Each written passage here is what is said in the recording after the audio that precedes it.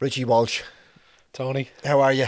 good, thanks, how are you? I'm good, yeah, I'm good. I'm a little bit probably more relaxed than you are. Yeah, I think so, yeah. I think when this came about, I don't know if it blindsided you, but you fought this with all your might.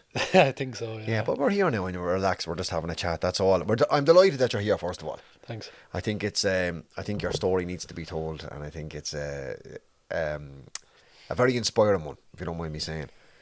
So let's talk about, I suppose, your history with the club first.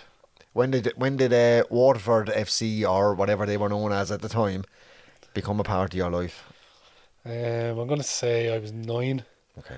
So, 2002 season. Just my granddad was just like, yeah, come down to Kilbarry. If anyone remembers Kilbarry, it's just wasn't the prettiest place, but yeah, it was something different. Didn't really like football. Didn't like football up to about the age of 11. Okay. Started playing then. Just kind of got the bug for it. Just ended up kind of every day, even when there was nothing on, down in Kilbarry, kicking a ball, smashing against doors and windows, and getting myself into trouble. Yeah. Well, you mentioned your granddad, so we may as well honour him and speak about him straight away. Your granddad is, of course, Michael Walsh. He's in his, I believe, his 59th season. Yeah, 59 this year. Yeah, as the kit man for Waterford FC, and that stat alone is incredible. So was that kind of a prevalent thing in your household or in your family, or was it until you were 9 you didn't really realise what it was about? I think it's a weird one. I think most of my family has been involved at some kind of capacity or another. My nanny was on the supporters club. My granddad's mother was on the supporters club. Collected money and sold tickets all around the country. Very much ingrained in everyone. Don't think any of my aunties or anything like that are really football orientated. So, but they've always kind of contributed and gave something towards the club, no matter what it was. Obviously, then he just has the biggest part in it then to play. And I think he doesn't even realise what he does. Right. Don't think they don't even realise. I don't think. Do you know what I mean? Yeah. It's very much it's just a football house. We talk about Waterford constantly, but we don't really see what it's about. It's kind of sewn into the identity of the family, really. I think so, yeah. I think it's just one of them things, you don't know any different. Yeah. I don't know any different anyway. It's just I've always just had gear lying around the house, bags of balls, cones, him washing jerseys over the sink, my nanny killing him for washing jerseys over the sink, and things like that. And it's always just been good. Obviously, football back then was so different to football now, and everything that the lads have nowadays is just 100 times over what they had back then. And do you know what I mean? But he still loves that. Doesn't make a difference to him. I think that's what I love so much about your story is it's the romance of it. From watching your granddad washing jerseys over the sink and your nanny giving out to it, and to be the general manager of the club, I just think it's unreal. So what other than kicking ball in Kilbarry and busting windows, what's kind of your earliest memory of maybe the team itself, on field memories? Probably the Jimmy McGill era. I just remember all the lads coming over from America, winning the league. Probably the earliest memory I have is there's a picture when we won the league of me and Frosty lifting the cup and stuff like that. So really good memories. But yeah, a lot of it I don't really remember. Then we had the cup final about 2 years later. We won't talk about it. We'll just brush past that. But things like that. I remember being in the stand in Lansdowne, the old Lansdowne, and going to the game and the crowd that travel and stuff like that. So that's probably the earliest memories. And yeah, just that era was really good. He used to clean Dan Connor's boots when he was here. He was so good to me because he was an Irish international at the time. Yeah. I have one of his jerseys in the house. It was all just really good times. Everyone was really good with me. And I think I that era for me, the cup final, winning the league 2 years before, the kits, that Bosch and Lom kit that he used to have, that era is the closest thing I think that it was before it got really like it is right now. Do you feel the same kind of way? It's a romantic era. Yeah, I probably didn't. I was probably too young. Yeah. But no, it was so successful. There were so many really quality players, local lads as well. I probably never really took in the likes of the crowds or anything back then. It was all just football oriented, the ball at my feet and stuff like that. But you can obviously tell, looking back at it now, players we had and what we did was incredible as well. Yeah. And when did you start volunteering as a kit man then with your granddad? I think I've always just kind of went to every game with him. just didn't want to be at home. Right. So just kind of, no matter what, I was always just like, yeah, go give the lads a hand, climbing into ditches, getting footballs out in clover meets and stuff like that. Do you know? So like it was all that kind of stuff, and I just loved every Friday. Do you know what I mean? I used to get in trouble when I was in secondary school, just like letters to be just appearing. Oh, another dentist appointment, yeah, off to UCD or something like that. Do you know what I mean? So it was always things like that. Like, in fairness, parents never really forced me like to like school oriented. It was always like whatever makes you happy. Like, follow the football if you want. Yeah. Yeah. So did you mentioned obviously being 9, you weren't really involved or in football, didn't care too much about it, but 11 maybe you started getting into it more. Yeah. So what was the blossoming of that fandom? I don't know, like even back then, like I didn't know what I wanted to be as a footballer, did like where I wanted to play or anything like that. I was in and out of playing on goal. Then I was playing down in the Villa at the time. I remember like Frankie Byrne was just like, you're not playing on goal, you're too big. Like you play centre half, and then I started playing then, and like I'm just naturally left footed. So like growing up with the likes of Frosty and stuff like that, like getting to play with people like John Frost at a train and stuff like that was just like, you don't even realise that as it's happening, like, do you know what I mean? And learning from the likes of them kind of lads are really good, like. And that's your own kind of football and stuff. Did you stay with the Villa your whole? No, I kind of actually just bounced around in between clubs. It was like crossed the divide into Bowes, played with Waterford Crystal, back to Villa, back to Bowes, things like that. Like, it's no club I played for like ever felt like my own club. Okay. Always felt like that, like this is my club. Right. None of them clubs ever felt they were for me. Really good times in them all, successful times in them all. Nothing like this. Yeah, it's just a connection that sure how like it's generational. You know, how could it not feel that way? Yeah, I think that's it. Like, it's obviously like I would have loved to grow up in an era like now with the academy and stuff like that. We just didn't have that. We had like another 21 team that was made up of lads that were over age. Yeah. Do you know what I mean? It's a different world, like. Yeah. So when does it look like, you're tagging along with your granddad, and obviously it's just your family's go-to thing. When does it look like, well, maybe there's a career here for me now? Never really felt like it was going to be a career. Really? Yeah, because the club never had enough stability in Yeah. it. Like, obviously they've had like really good people that have owned the club, like John Sullivan and stuff like that. Yeah. I think probably when we were promoted the first time under Rennie in 2017, 17, 18, yeah. then it was kind of like, oh, this is serious. Like, there's proper players here. It's full-time setup. And then I probably took it more serious of helping me granddad and stuff like that, because anyone that doesn't know me granddad now would like, he's not good with names. Right. Do you know what I mean? Everyone is just old stock, and do you know what I mean? Things like that. Like, it's very much like he get confused with him. But tell us this then, right? Because I think it's important to go into, because it's part of the club's history. Obviously, massive shout out to John Sullivan. What an amazing guy. Like, I know him Sully personally my whole life. He's my dad's friend, and I love him to bits. He was amazing for the club. But like at that time, it was a very, very rocky time, and it looked like maybe there wouldn't be a club anymore. Was that something that you as a family would have ever kind of discussed, were worried, or did you just get on with it? I think it was always just like, what can we do to help? Do you know what I mean? Like, I know like there's one story about my granddad. Like, anyone that knows your granddad, he doesn't cook. Okay. Like, but him making pasta and chicken for footballers terrified me more than the club going. If I'm honest, He was cooking for the players. just trying to do what he could. He's very much like, he's always done things like that, like buying stuff out of his own pocket just so the lads won't be stuck. Wow. Yeah, do you know what I mean? Like, that's the kind of person he is. Yeah, because I know at the time there was a lot of people that were, fans and stuff that I know personally were, there was direct debits coming out of their account just to keep everything going. So I suppose when it becomes, let's say like when Rennie led us to the league in 2017, like you mentioned there, the excitement, like, and do you kind of start going, well, this is serious now. There's, this is a serious football club again. Yeah, it definitely did, because at the time, obviously Lee Power owned the club. He was putting serious money in behind it then, and obviously that year was just incredible. I haven't really had a dressing room ever like that. Yeah. Like, everyone was just so in it together.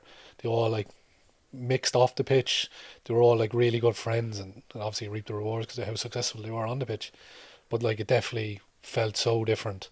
Felt like you're walking into a proper professional environment. Yeah. And in fairness to Rennie, that's all he ever tried to be, like, is just what can I give the lads to make it feel a bit better. Do you know what I mean? And the lads loved that, and it was a great time. Like, yeah, there were so many moments of that era. like the battles with Cork and the commotions on the sideline and Bastian Healy getting sent off and all that kind of stuff. Like it was a real, I don't want to say dramatic, but there was moments to cling on to, wasn't there, at the time? Yeah, I think the Cork one it is the one that stands out because I remember I never really experienced anything like it. It kind of created a rivalry. Yeah.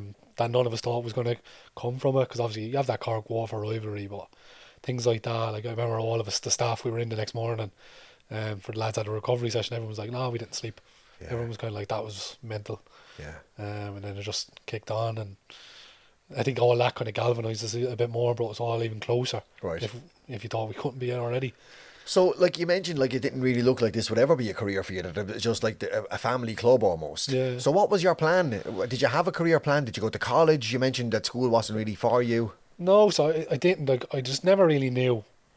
I dabbled with like a barbering course. Okay. Thought that's where I was going to go, but I was working in Penny's prior during that time, and I kind of arranged my job around kind of like getting off on a Friday. Didn't work Fridays just so I could go to the football and make sure like my grandma wasn't stuck, things like that. I always kind of was like football oriented. I don't. Yeah, because I was very similar. Like I never saw college as a thing that I really aspired to do. And because I think that's important to talk about as well, because there's a lot of younger lads who follow the club. Blockie's a young group of kids, like basically, and I think in that age group, it's like, well, you have to go to college. You have to do this. You have to do that. You have to do your leaving cert. You have to get 500 points, and you have to. And that's not the reality of the world. Like, yeah, like I just thought like it'll just come. Like when time is ready, it'll just click. Yeah. Then it just changed. Ended up like we were obviously with Umbro at the time. Like a really good friend of mine now was the rep with Umbro. And he just kind of like, he was laughing at me one day. He was just like, you've took the day off here to print all the lads' kit for the start of the season. He was like, I'll get you a job. And then ended up working with Umbro then. And then it just made it, everything was just a lot easier. I was just dealing with the gear on a daily basis and working from the training ground nearly. Yeah, I was going to ask you about that. Like, were you working directly with Umbro as an Umbro employee? It was like a distributor. It was like Jack Right. Sports Limited. Right. But like the main brand was Umbro and New Balance. Yes. So did you make and that's exactly what happened with the club. They went from Umbro to New Balance. That was something you were instrumental in. Yeah, I think like, because obviously I felt like we needed a change with the Umbro scenario, and obviously they changed hands as a company. Yeah. I knew what the quality was like in New Balance, and it's really booming at the minute across the UK and stuff like that, and I was like, I think that could fit us and try to be something different, because I think you don't have to be the same as everyone, and I think it's worked really well for us. Oh, absolutely. The gear is absolutely. I'm not just saying that because we're in the shop and I'm wearing it around like that, but it's absolutely superb gear. And at the risk of being controversial, I think any of us who are Liverpool fans as well as Waterford fans will know we've missed New Balance since that's left. So Absolutely, yeah. Yeah, well, you're nailing your colours to the mast there. So you're with Umbro as a distributor, as you're saying. So then, when does it become? Well, there's an opportunity now for me to work for the club. There never really was. So everything was kind of going all right. And one night we were actually playing the playoffs under Danny Searle's first year. Yep. And I get a call 5 minutes before the lads come into the dressing room. Oh, we've went into liquidation and the company's bust. So I was kind of like, head gone. Then I was just kind of like, oh, lads are coming in, so let's just park that and we'll worry about it tomorrow. Wow. Because it's all about the lads being in the right headspace. You don't need to see someone being all over the shop in the dressing room, because dressing rooms are very sacred in the one, so the lads just have to do their own thing. So it was grand. So then it kind of just changed, and there was talk of the company restarting under a different kind of alias or whatever. And then I was kind of hanging out for that. Then just like at Christmas, I was like just giving a hand with the Christmas shop, because there was a late delivery, and I remember me and Colin Power just being on our hands and knees in the gym in the RSC, just going through 100 boxes. And I remember Colin just not taking off any of the stuff as it was coming in, so it was causing me more problems than help. But that's just been a common theme. So then obviously the job was advertised, and a couple of people from the club said to me, "Do you not think about this?" And I was like, "Oh, I don't know, could I do it?" And then ended up just kind of saying, well, look, them kind of jobs are always kind of lying around. Something full time at the club in my lifetime has never really been a thing. Never advertised jobs, and now it's proper business and doing everything properly. Yeah, I think it's unreal. Honestly, I do. I want to go back a little bit. You talked about dressing rooms being a sacred place for that, and I think anyone who's played sport at all, that is the case. But was that kind of etiquette? Is that something your granddad would have passed down to you? I don't really know. Just kind of like, he'd always be kind of like, the best thing you do is stay out of the way. Right. I remember once getting thrown out of a dressing room by Rennie, just like, get out. Right, what happened? Just like, I was in there, just get out. Oh, you were just in there. I was really young at the time, and I can kind of see it now from that perspective. Like, it's an older kind of, a lot of things go on in dressing rooms that people don't see, and things happen and so on. Like, it's not a place for kids really, like, do you know what I mean? So I never really took it personally or anything like that. But yeah, I always kind of like a good kit man shouldn't be really seen. That's the way my granddad always kind of approached it, just stay out of the way. They need that and you'll just give it to them and happy days, move on. And again, to stay kind of back a little bit, we mentioned cross-channel teams. There was a time, and up until recently, where we were getting visited by some bigger teams in England doing friendlies here. But I even remember going back, and I could be even gone. You're a good bit younger than me, but we had Southampton here back in the day. Yeah, no, I think the first time I remember was Leicester. Okay. Leicester flew in on like a Saturday morning to the old Waterford airport. Les Ferdinand was playing, and Muzzy Izza. Yeah. Apart from that, no, I don't remember any of them. Yeah, I think it was the Tommy Lynch kind of era. Yeah, I remember just Matt a bit Letizia. before, yeah. But then we also had Liverpool and Man United, but in kind of quick enough succession as well. Like, were you involved in the kit stuff then? I was doing kind of very little. There was it was never like what it is now. Like, the lads always used to they get like so much gear themselves. Right. And they'd look after themselves for the warm. My granddad would put up the kit. So he'd just leave me just crack on with the kit. There was no like real squad numbers or anything like that. Okay. So it wasn't like what it is now. So yeah, I was in around like when we played Crystal Palace, Ipswich, when Roy Keane was there, the Liverpool game, the Man United game, yeah. So what does a day look like for a kit man? Because I think that's something you'd never really hear about.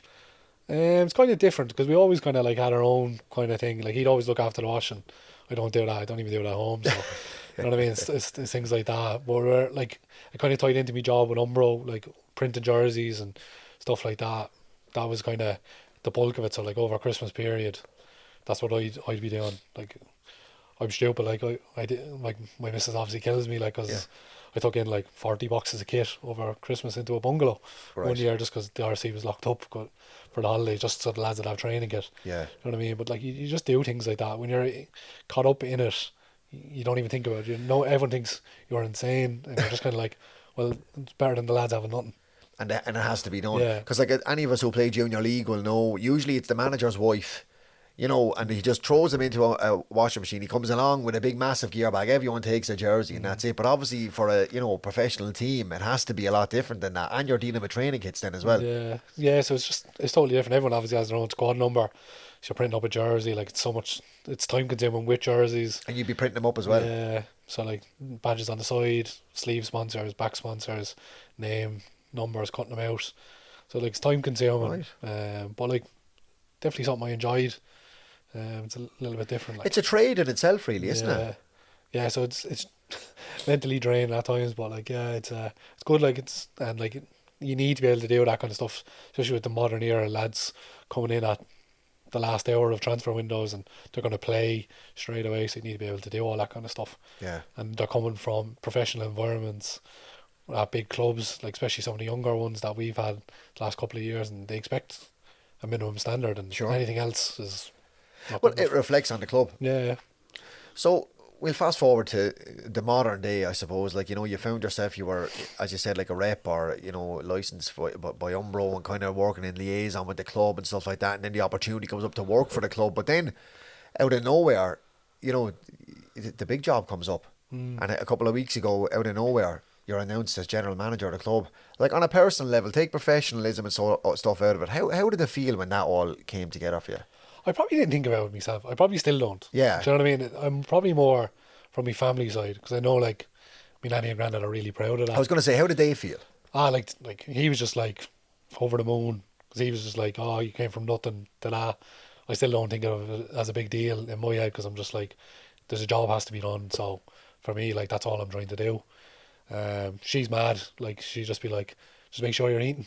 Do you know what I mean? Just, you know what I mean? Like, as you're going through the day, like, but yeah, no, it's a really proud moment, like.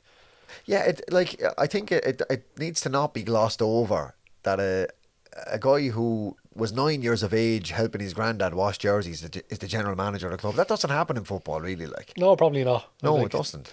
yeah, so look, I'm incredibly proud of it. Yeah. Really grateful to the board of directors and stuff for giving me the opportunity. Because in fairness, most people would just laugh at you. I thought I had that perception when I was going in to do the office job. Went from being in a tracksuit every day around the lads to dressing a bit different and getting absolutely hammered in the dressing room. The lads after giving me stick and trying to break perception and stuff like that. Yeah. Fairness to all players and stuff like that, they were all really good with me. Like, they just know I'm just there to help them, and that's all it's ever been. Yeah. Well, there couldn't be a better person in the position. But what does a day-to-day look like for you now? Because there's a lot more responsibility on your shoulders. It's just early start, kind of bit of a late finish. Phone doesn't really stop. I don't see it as work. Yeah. Like, obviously, like, it's high pressure and there's a lot to be done, but like, I'm working for a football club. That's the way I see it. Like, I should be really grateful. There's people working in jobs they absolutely hate. I'm working for somewhere that I really like, and like, they're all really good people. Like, the whole Fleetwood group was so supportive of me. They're incredible. Like, when the opportunity came, it was just like, yeah, can you get over here? Flew me over, went to one of the games against Northampton, talked it all out, went through everything, and kind of just went from there. And like, that's the level that we're at. It's not, we'll talk over the phone. It's like, get over here and let's speak, hash it out. Yeah. Listen to what I had to put on board, what they thought. Could we change it up? How am I going to put my stamp on it? 'Cause everyone's different. Like, and like, there's nothing wrong with the way it was. It was done really well. I thought it was like we grew from absolutely nothing to where we are, so it was incredible. But obviously, like, you want to have your own stamp on it. It's like anything, isn't it, really? Like, yeah. And what does a match day look like for you now? Does it take anything away from the match for you? I don't see that. Like, when you're a kit man, you don't really see matches either. Okay. So you're kind of like getting stuff ready in dressing rooms and keeping everything kind of flowing in that kind of thing. Now it's kind of similar, only I'm doing it in a different avenue. So like, I enjoy the away games a lot now. So I just sit and just watch a game. So that's great. Home games I don't. It's all about just trying to get people into the ground, get them to spend the money in the fan zone, and trying to provide a match day experience, because we've never had that. No. Never. And like, that's one thing. Like, they've been serious since they've came in. Like, like pledging to do the shop. Like it's incredible. Like, what we have here. Yeah. I never thought I'd see the day that we have that. No. I never thought I'd see like full-time office staff, let alone fan zones, and they only want to keep improving this. And I think you hit the nail on the head, like, and this is what I've been saying to a lot of my own mates even, you know, is that it's not just going to a game in the RSC anymore. There's a full experience involved, isn't there? Yeah, I think like football's grown so much. Like, it's you look at all the developments in England, and it's an event now. Yeah. Do you know what I mean? So you're trying to, can you capitalise on a casual fan that wouldn't really be interested in football, but might like the experience of knowing their kids in like a nice safe environment, with stuff to do. And like, some people then want the hospitality side of things, of something a little bit different than just sitting on a seat and coming to a game, because that's not the way football is anymore. Yeah, and I'm seeing it myself from hosting the hospitality lounge. I remember the first time I went to a Liverpool game in 2016 when they built the new stand and there was fellas playing guitars and stuff, and I thought, what's this all about? Now that's the norm for me going over that side. But to go into the RSC, into a hospitality lounge where you're getting an ex-player, you're getting a current player, there's a fella playing a guitar, and there's this, it's a night out. Oh, it is. Like, and do you know what? It's like when you see kind of local groups of people, and they never had a place to mix. So if you sat in your spot in the stand, you were sitting beside the same people. Yeah. Now there's someone to have a bit of food, talk to people that you wouldn't normally get to talk to. Like, there's obviously the community element that Colin has with the bootroom and stuff like that. Obviously then the lounge, and like, you're trying to continually grow it and give people something different and kind of tick all the boxes. Obviously you can't do that overnight. Obviously we want to try and get some retail into the ground, more food options for people, but it's all a case of just kind of developing what we have, getting it fine-tuned, because like, we've put a lot of effort into this season. Yeah. Like, on a match day, I think when I first came into the job, like, match day, it was a bit mad, because I was kind of double jobbing last year, doing like operation stuff, but then still doing the kick element of it. And then at the end of the year I was just like, I'm too tired doing both, I need to focus on one and prioritise it. We got in a kitman then to lead the way, and he's been great. And then like, obviously match days now, we're just so much more organised. It's such a young staff. They're all like first time opportunities. We had interns in that have grown into full time roles. all that kind of stuff. Like I don't think people realise that we're trying to develop local people as well behind the scenes. Yeah. And I think this year you can actually see there's a natural flow in the stadium. We try to improve every kind of avenue that we can. Obviously, we can do more. We know we can do more, but everything has to be done in time. And this is what I'd like to finish up on is what does the future look like, do you think? Personally, or as Both. the club, personally, I just wanted to be consistent. I want to put my own stamp on it.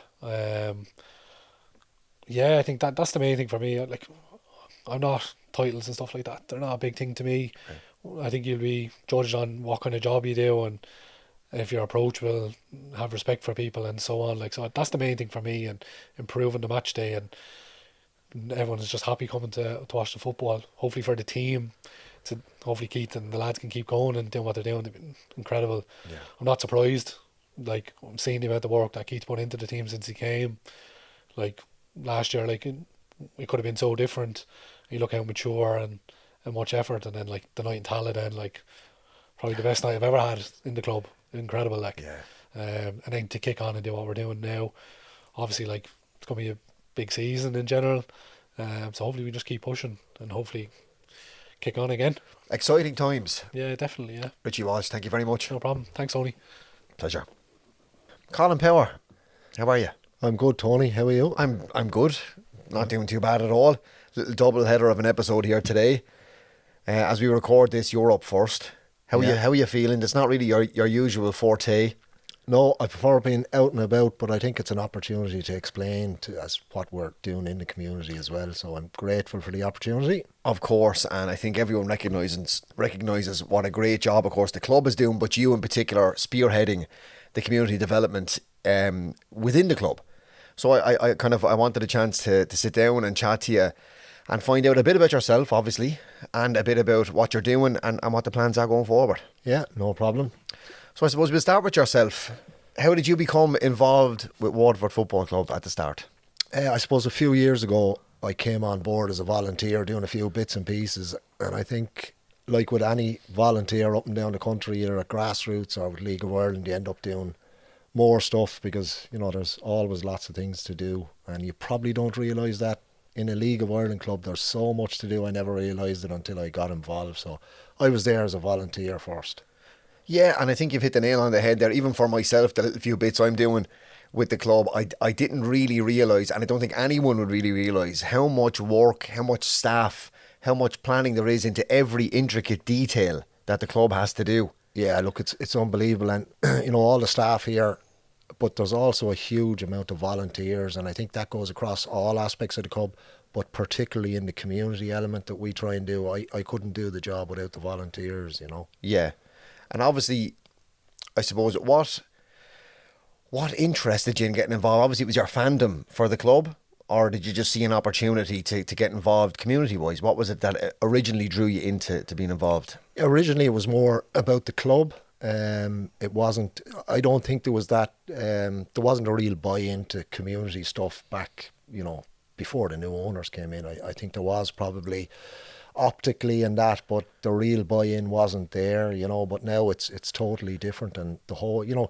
you have to have buy-in from the whole club, from the top down, from all my colleagues here, because a lot of the stuff you do, it takes a while to bring it to fruition. Yeah. So you're going off and you're saying you're doing this and you're doing that. These things don't happen overnight. You know, the autism friendly match day experience probably took 4 months to get it to a level where the kids and the families deserve it to be, that they can come in and be very comfortable in there, you know. So things don't happen overnight in the community, and you're telling your colleagues you're doing this and you're doing that, and it takes a while for it to actually get done, you know. Sure, I mean, we'll certainly get to that absolutely wonderful programme that yourself and the club are running.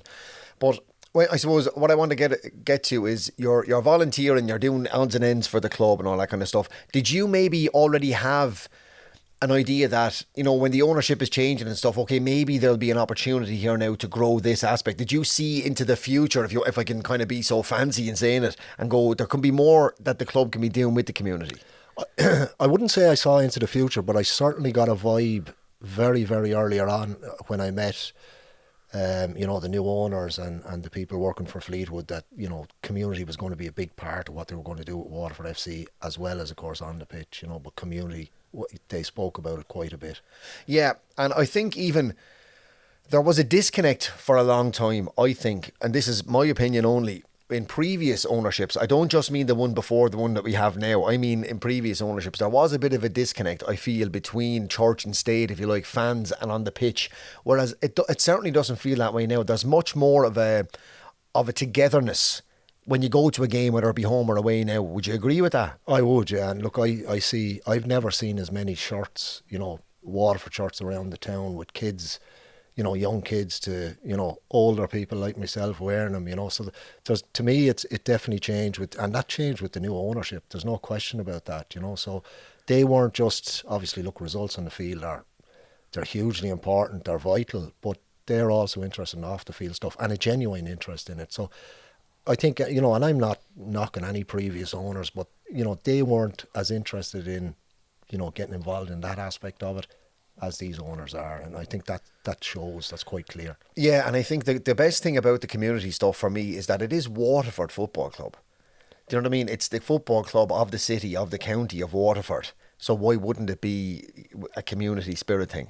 Yeah, look, and I think, a lot of people have bought into it, with all the different stuff we're doing in the community now. I don't have the expertise or the knowledge to do a lot of the stuff, so I'm guided by people who have expertise and knowledge of all the different programs, and that's, I suppose, I'm blessed there with the people that are involved in it and that I have involved with it. And there's 12 or 15 of them from the community ambassadors, who most of them have no interest in football, but they're down there every Friday night in all weathers, and they're only down there to make sure the kids are comfortable and have a good time. Yeah. Visiting the RSC and watching the Blues.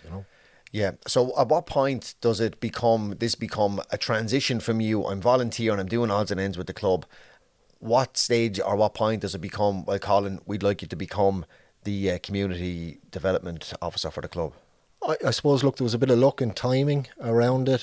So there was some talk of that with the new owners. But then there was some funding through the FAI from Healthy Ireland, and that they were giving funding to 5 clubs in particular areas, and Waterford happened to be one of the areas. So we did a presentation up in Abbottstown, and we were lucky enough to get the funding. Right. And then obviously that job has to be advertised now for transparency. So it was advertised, I applied for it, and I was lucky enough to get it. Brilliant. So you're in the job now. There is the funding, as you said, to grow this community within the club. Whose idea were the various things that have come along? Definitely not mine, Tony. Okay. I can tell you that straight away. I had, look, there's no point in me saying it any different. The autism, I would have particular programs I have to run as part of that funding. Okay. And I had every intention of doing them. Mm-hmm. And the autism one, it was Tony O'Neill and Sean O'Neill came very, very soon after the appointment was announced. And, they said to me, I remember Tony said, I want to bring kids to football matches in the RSC who can't go to football matches. And, for someone, look, I couldn't understand that. Why can't kids come to the RSC? So it was about then going out and meeting parents, or first of all, then meeting the kids themselves. And, we had parents and kids coming down to the RSC when it wasn't, through no fault of anybody's, but it wasn't the right environment for the kids. Okay.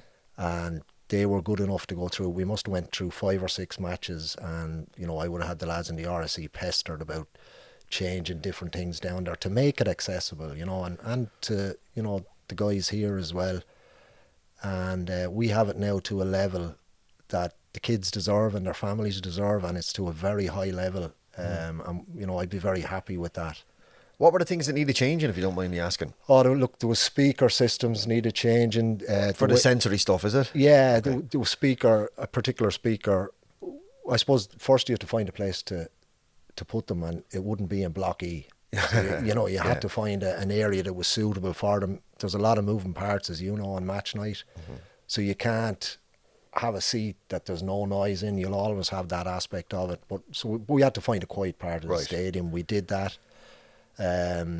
Move speakers, aisle seats so they can get in and out quick. Access. But we needed different routes in. They can't use the turnstiles or queue up. You know.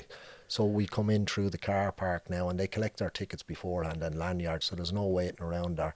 Up to the gate, straight in. And, you know, everybody has been hugely accommodating to that. The supporters, the club itself give the tickets, you know, free of charge. Okay. Always have done. The staff in the RSC were great all along because, you know, it took quite a bit of stuff to get done.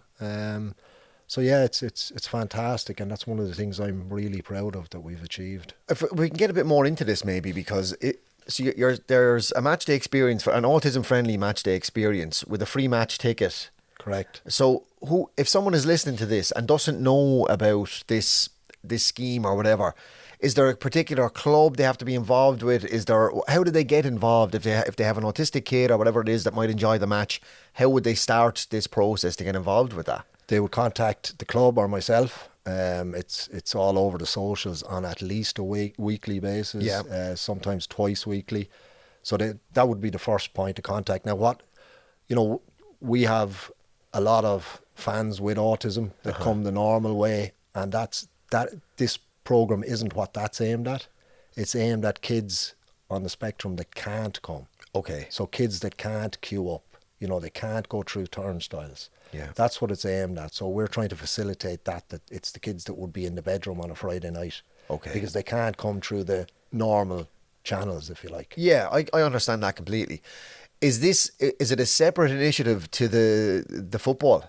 The game, I should say, that's on a Tuesday. It's separate, but it's connected because the football friends, as we call that, on a Tuesday, that originated, I suppose, from getting to know the parents, getting to know the kids on the autism-friendly matchday experience. And, you know, they would all, you know, nearly 100% of them would say to me, there's nothing for their kids to do to get involved with. And, you know, they're at home, they're on their tablets. All we want to do is get them out like any other kid. And, you know, when you hear that, but you know, in isolation, but when you hear that and you know the parents, you know the kids, you've had dealings with them for 4 or 5 months, like, all you want to do there is to, you know, get something that'll get them interested. And that's where that originated from. I was going to say, did one follow the other? It did. Yeah, you were doing the match day experience, and then maybe you wanted to offer something different, was it? Yeah, it was the parents, I suppose. Just when you get to know them, they say, you know, they can't get involved in football, they can't get involved in a team, or, you know, and that's where it came from. We said, look, can we do something here? Like, and, you know, the first day we had 5. We have an average of 15 kids now every week. We've had up to 25 at a session, and we've had over 580 kids use it. In just less, we're probably 2 weeks off a year now running it, and we've only ever missed 2 Tuesdays. So you've had over 500. Yeah, now some of those are repeat. Yeah, of course, but within a year, over 500. Yeah, that's incredible. And we'll actually go over 600 before the year is out. Before the next 2 weeks. That's absolutely brilliant. I do understand apparently that this Tuesday football friends game is a hell of a lot of fun. That's brilliant. Yeah, and the reason I'm saying that, my sister volunteers sometimes at it, and I know, and apparently the crack is brilliant at it. I've other clubs have asked me about it, and you know, they've asked me to. You can't explain it. You have to be down there. I know Richy's been down there, Amy's been down there. Because you can't explain it. You've just got to say, come down and see it, you know. But if, again, for the parent who's listening to this, and maybe is saying, oh, maybe my son or daughter or whatever might like to get involved, what does the evening or the hour, what does it look like? The hour looks like, we don't put any expectation on any of the kids. Okay. So we have kids, I suppose, from all levels of the spectrum is the first thing to say. We have kids from 5 to 16 down there. Mm-hmm. So it's a huge range in that as well. We have kids that don't play football. Okay. It's a social occasion for them, but they're there every single week with a smile on their face. Yeah. And if that's what makes them happy, I'm not going to try and force them to play football. Of course. We have kids that love the football, so they arrive and they all come in running in the gates. Yeah. So Amy O'Connor takes them for a bit of a exercise kind of thing. A warm-up, if you like, yeah. And that goes on for 10 to 15 minutes. Then we do some drills with them, so dribbling and passing. Yeah. Then we would take penalties after that, and then we play a match for about a half an hour between, and everyone gets involved with that. And the other aspect that, you know, the parents have mentioned to me from it that I suppose hadn't thought of originally, we're in Osier at the moment, but the Butler Community Centre, we go indoors for part of the year. Right. But the parents stay for the hour, and they have all become friends now. So not only are the kids making friends or friendships, the parents are also making friends, and that's valuable as well. So a community springs a community, springs a community. Absolutely, Yeah. yeah. And a lot of the kids now who are there, who didn't know each other, are now very, very friendly, you know, outside of Waterford FC, you know. And another important aspect of it is you don't have to be a member of Waterford FC or a supporter of Waterford. This is about community as a whole. Yeah. So, you know, you don't have to have any affiliation to the club or the BSC or the Block E boys. Yeah. You know, this is Waterford FC is in the community, and that's what it means. It's for everybody.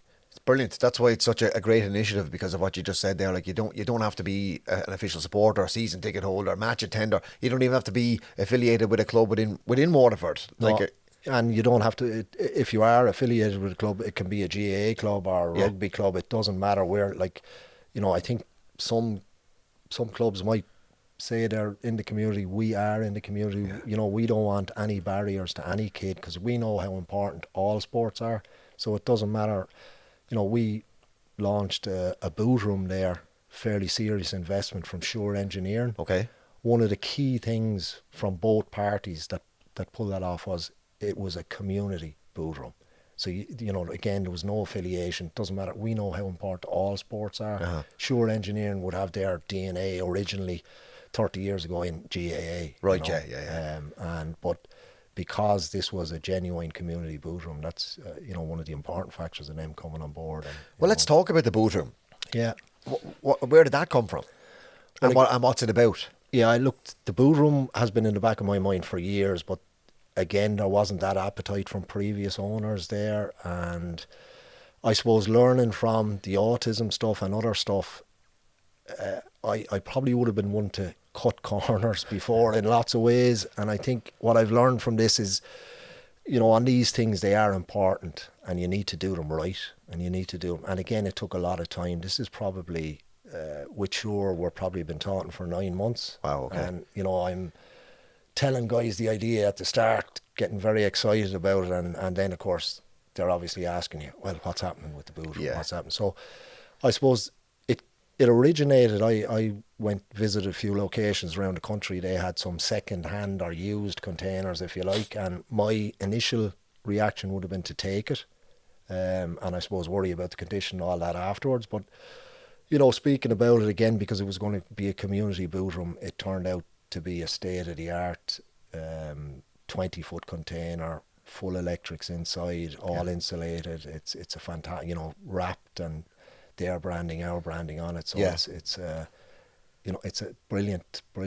And what happens inside the bootroom? So what happens inside there, and probably now calling it a bootroom, that's what it is. Probably does it a disservice, because, you know, the club have given us. We changed supplier, obviously, to New Balance. So the club gave us a lot of gear. The FAI have given us a lot of old gear as well, new gear, but it's old, you know. Yeah. They've changed brands as well. So we have tracksuits, shin pads, goalie gloves, boots, new and used in there, huge array, you know, tracksuits, everything. So it's really now it's a sports gear room, if you like. Yeah. And again, it's open to anybody, but if we have an open door policy there, you know, we'd be emptying. You know, there'll be kids coming in that don't need it. We want this to be for families that, for whatever reason, you know, need to use it, need a new pair of boots, you know, need a new tracksuit for the kids, and for whatever reason just can't afford to buy it at the moment, you know. So and it's important for me that it's, if somebody does need it, the stuff is there for them, you know. So what you're saying is there's gear there. Absolutely. For the community to come, and if you're in need of it, correct, you can't afford it, it's there. Yeah, and look, this isn't one that, you know, we do a lot of stuff on social media, I suppose, and there's pictures. This isn't one that we do pictures on. This is, you know, discretion. You know, it's full confidentiality. You know, there's nothing around it. No, I won't be telling anybody who used it, who didn't use it. Right. This, you know, and it has been used. And, you know, we also go to schools through the liaison officers like that, and we've done a lot of work with a couple of schools to make sure that the gear is going to the people that need it rather than just going out, you know. Wow. Okay, I didn't even realise that's what it was about. And look, that's probably a fault of mine that I probably haven't got that across. Probably, that is definitely a fault of mine. I'm going to have to. Well, I'm not so sure about that. I mean, you did say, like, it's a delicate situation, I suppose, but also it's an incredible initiative, for anyone, as you said, who needs it, who maybe is playing sport and needs a pair of boots or needs a tracksuit for training, or more importantly, maybe if the kids do. Yeah, and I think we've all been there. I'm certainly old enough to have been there when you have kids, and for whatever reason, financially things are difficult, and that's no different today than it was when I was in my 20s with a young family. So there's no stigma attached to this. So I think most people go through a part of their lives where things are tight for whatever reason. So for me, there's no stigma. It's a very normal thing. But we notice, kids can be wearing boots that are too big or too small or damaged, and this is kind of a solution. And it's about, I suppose, a lot of the stuff now, when I look at it, that we do, we get approached a lot. And look, there's a team here of me and volunteers, so you can't do everything. Yeah. So I try and look at it now, and you get an opportunity to do something. Can we make a positive impact there on someone's lives? And that's where I suppose we need to be with the resource we have, and we need to be making a positive impact. And that's the way we try and do it, to be honest, Amazing. To be honest, I as I said, I actually didn't realise that's exactly what the bootroom was for. It's an incredible initiative. And of course, the same goes with the other thing. If anyone wants to avail of that or feels they would like to or whatever, they can reach out to the club or yourself. Reach out to the club or myself. And again, it's something I'll make sure, it's probably something I've fallen down on. I'll make sure that the bootroom is, I suppose, advertised a bit more across our social media, Yeah, I think it's a delicate thing as well. So it is, yeah. And I certainly won't be advertising anybody collecting stuff or anything like that. Yeah, for sure. Yeah. Well, look, we'll take it on to another initiative then that you're working with and the club are doing as well, and that's the walking football. Yeah, I think it's absolutely brilliant. I'm trying to get my dad and my uncle involved with it at the moment, mainly so I can maybe have a kick about myself with my 38-year-old Banjack's joints. But Tommy'd be very welcome. He knows that. I've told him. Yeah, he knows. I've told him. Yeah, no, look, this is one, if I'm honest, was a programme that was compulsory to run with the funding from Healthy Ireland. Yeah. And I suppose, being honest about it, I thought that our resource and our time could be used more impactfully elsewhere. And it took me a while to get it up and running, but how wrong I was. Yeah. It was a really wrong call from me on that, and I should have done it. It should have been one of the first things we did. It's absolutely brilliant. We went to a blitz yesterday, and we're in our 5th week now, and we were up against teams who've been doing it for 4 years. Wow. And we won 2 games, drew 1 and lost 3, played against Shamrock Rovers. Yeah. Richy Walsh was playing. He picked up the ball just inside the Rovers half, and he let it fly, and it went into the top corner. Wow. That was my moment from the 6 games. Look, it's absolutely brilliant. And the one thing I'll say is the crowd, the lads we have down there, great bunch of lads. Yeah, really good lads. What are the rules of it? That's one thing that I've been asked by a few people. What are the rules of the walking football? Obviously, you have to walk. You have to walk. There's no tackling, but that's not always the case down in our place. There's a few lads like a tackle down there. So there's no contact. Ball can't go over kind of head height, if you like, or chest height. And the rules are very similar then after that. But the main one is no contact, so no tackling and no running.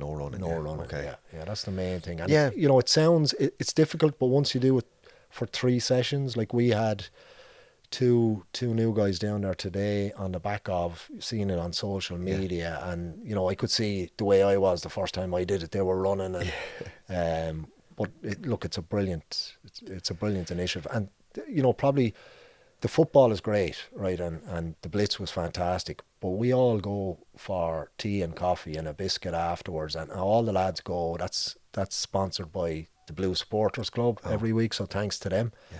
And that's a hugely important aspect of it as well. The bit of fellowship. It is. And look, going down yesterday, it was like you were a team for the last 5-10 years. There's lads looking out for each other. And I can't help but smile here because I can imagine the crack that it is. And like to your point as well, I get where you're coming from. That when you hear it and it's a thing you have to do, you're kind of going, oh, you know. But it's definitely a group that would be forgotten about. Yeah, and it's again similar to the autism one. It's the social aspect of this as well. It's, you know, it's not all about the football club, or football, I should say. Yeah. You know, there's that social aspect that maybe, look, they wouldn't be doing anything else on a morning and they're down there, you know. Yeah. So, yeah, and they also say as well that as men get older, they kind of don't keep their friend groups together and isolate a lot. Yeah. And there's no real answer to that. But when you see things like this, it's absolutely brilliant. Yeah, no, it's great. It really is now. And as I say, I think one of the great things about it is the actual group we have down there. You know, they're fantastic lads. And we have a guy there, Pat Power, he's 84. Wow. You know, and he was down at the Blitz yesterday, travelled down to Cork with us. You know, it's just fantastic. That's what it's all about, as they say. Yeah, absolutely. Yeah, and he enjoyed it as much as any of us, you know. I'm sure he did. Yeah. Is there anything more coming up, or is it more of just trying to build up what's there, or what's the plan? Yeah, look, I think it's more of trying to build up. We have all these things now at a level, I think that particularly the kids deserve.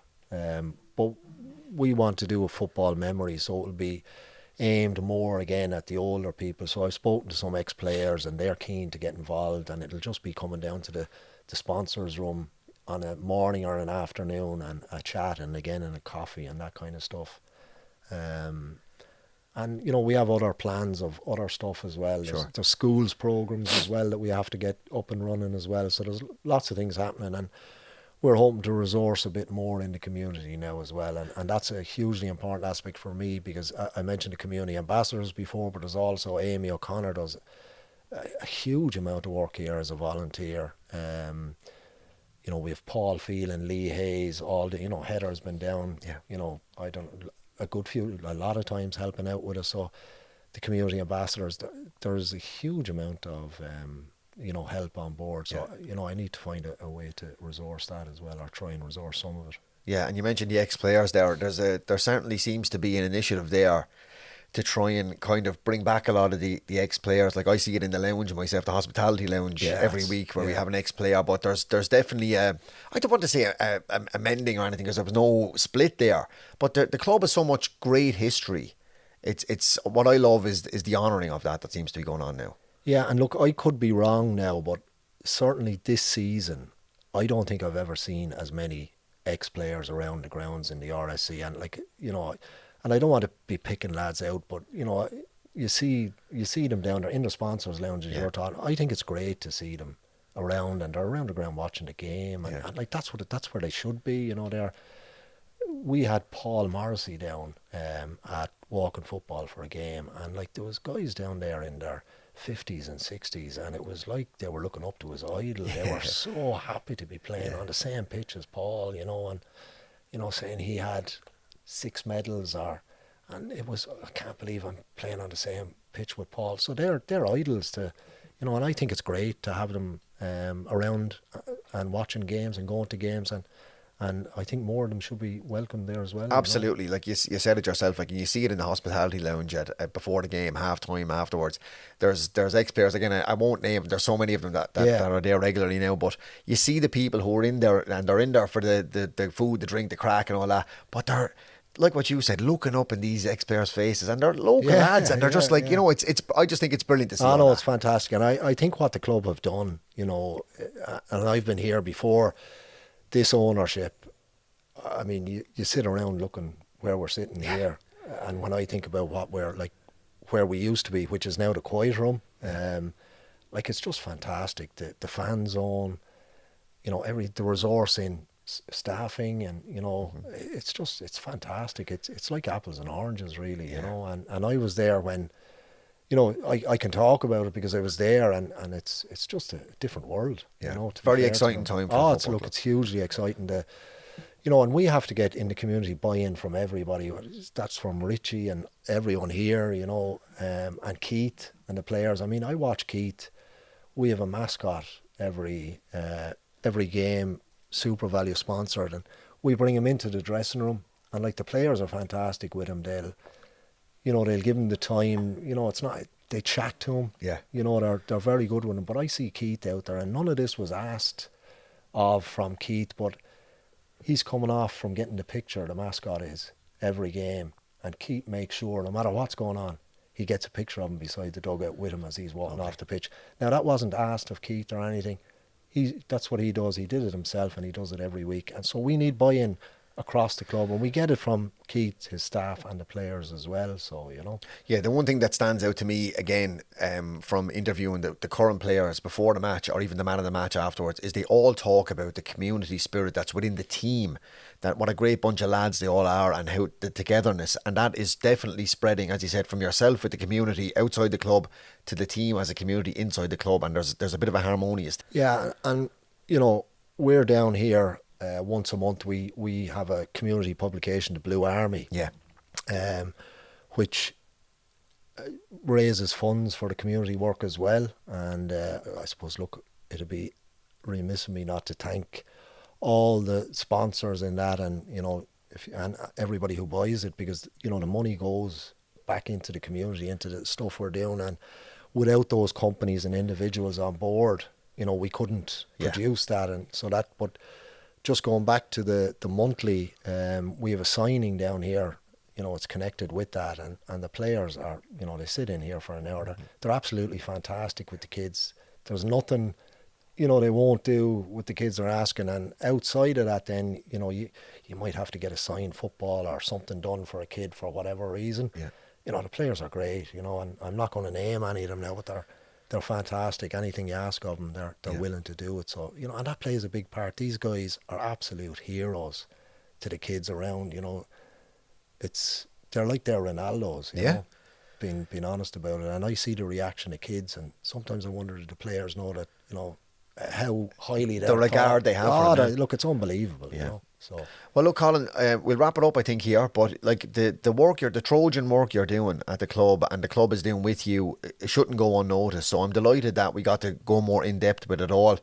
Yeah, no, and I'm delighted for the opportunity to try and get it out there as well, what we're trying to do. And you know, if anyone has any questions or they want to talk about anything, just get in contact with me. My details are on the website, and if anyone wants to get involved with Waterford FC in the community, just give me a call. And thanks for the opportunity, Tony. There you go. Thanks, Colin. Cheers.